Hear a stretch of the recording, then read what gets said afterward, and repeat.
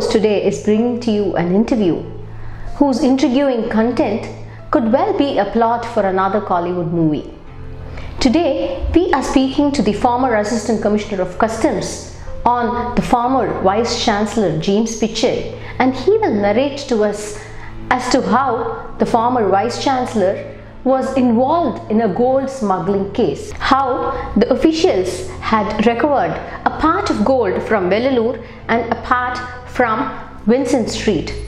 Let us hear from him. So thank you for talking to Covai Post. The former Vice Chancellor of Bharathiar University, James Pitchai, was involved in a gold smuggling case, and you were one of the officers who was, who played a vital role in nabbing or rather recovering the gold biscuits. Then, could you give us a background on that?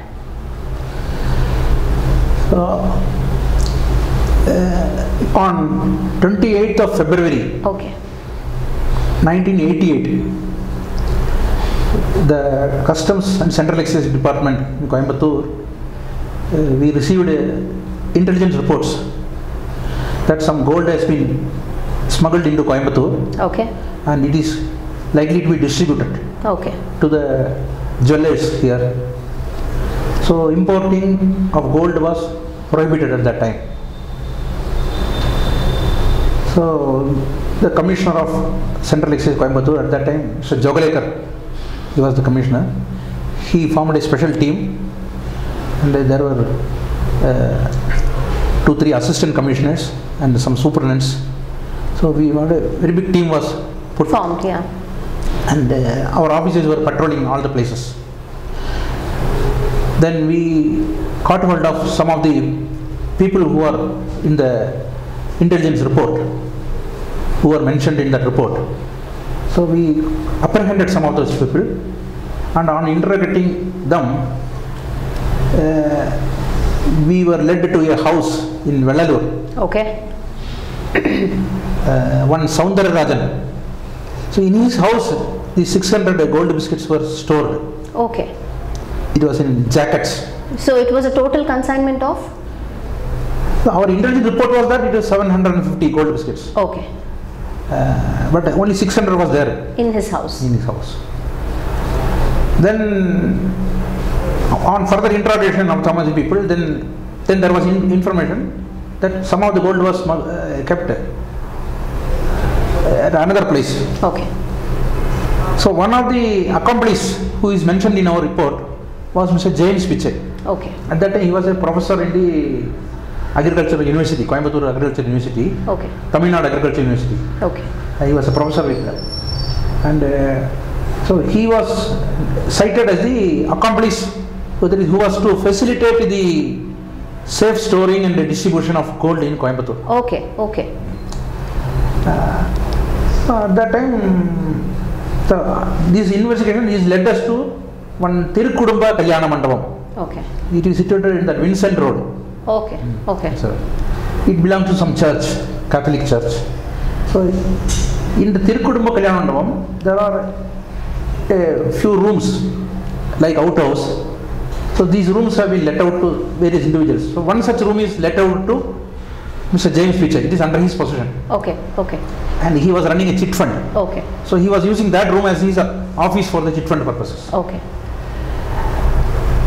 So besides working in TNAU, he was also running a chit fund. Maybe I think he is running it in somebody else's name. Okay. Okay. That we do not know. Okay. But he was the man running the chit fund. Okay. So technical purposes, it could have been in the name of somebody else. So he had some boys who are doing this distribution, money collection and all these things involved. No?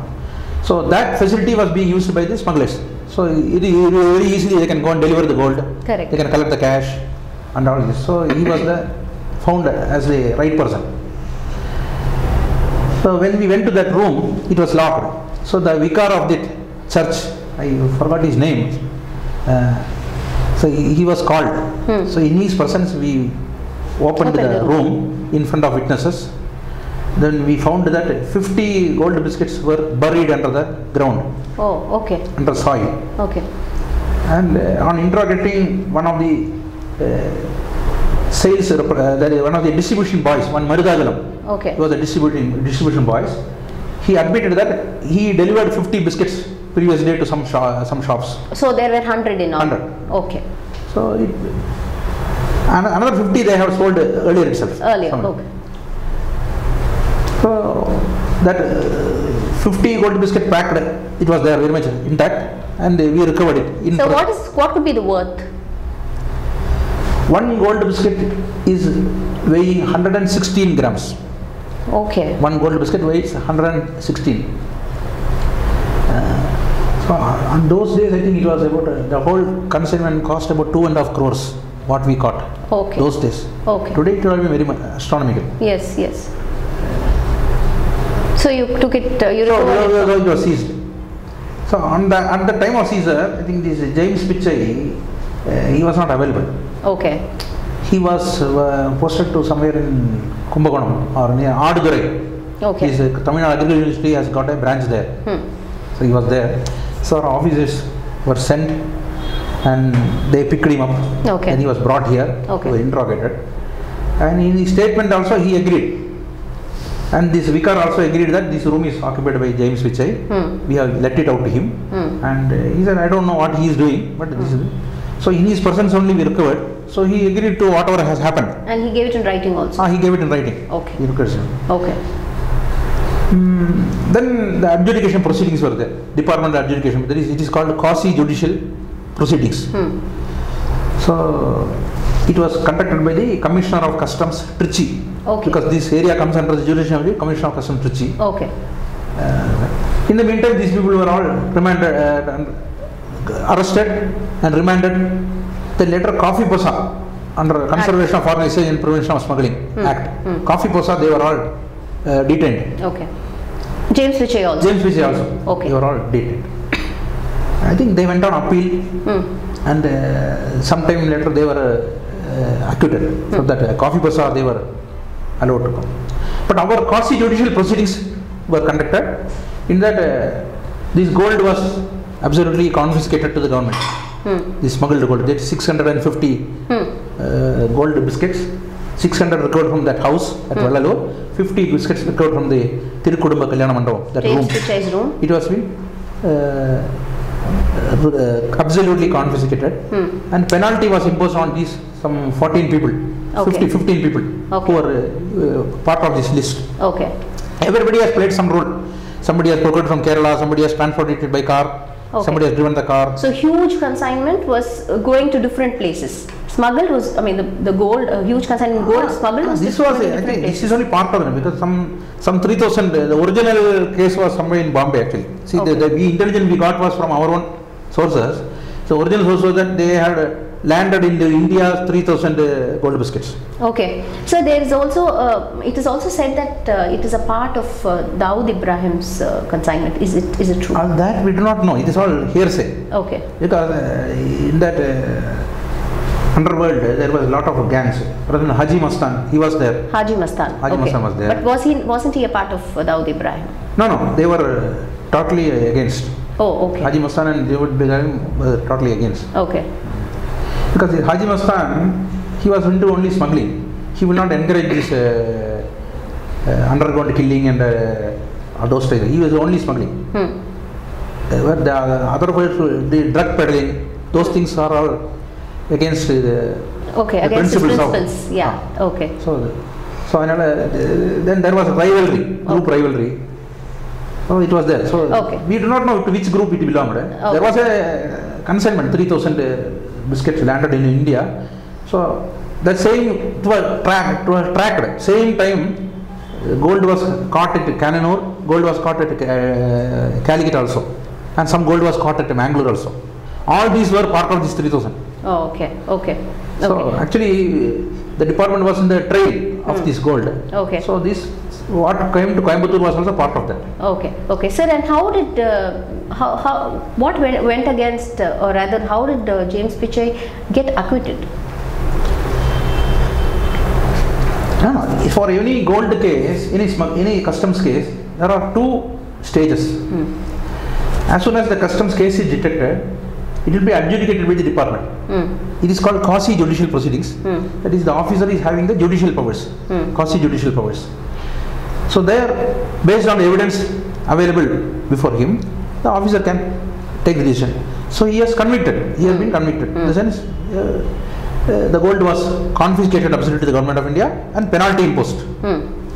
A penalty of 50 lakhs. 50 lakhs. Okay. Now, the Customs Act says that wherever grievous offences are involved, then such people have to be punished with imprisonment and further penalty also. Right.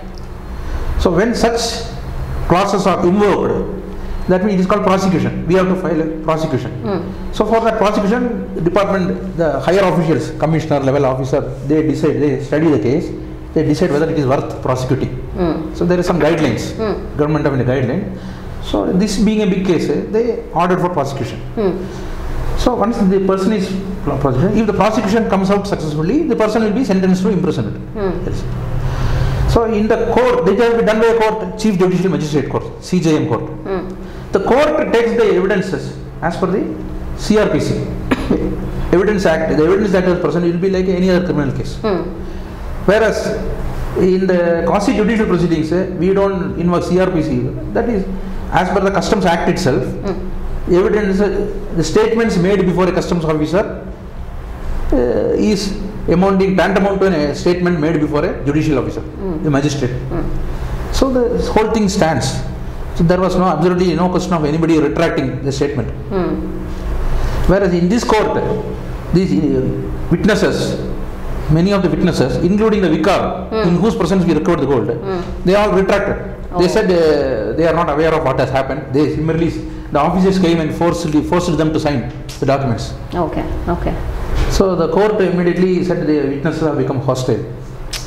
Okay, the witnesses turned hostile. Okay. So these people got acquitted.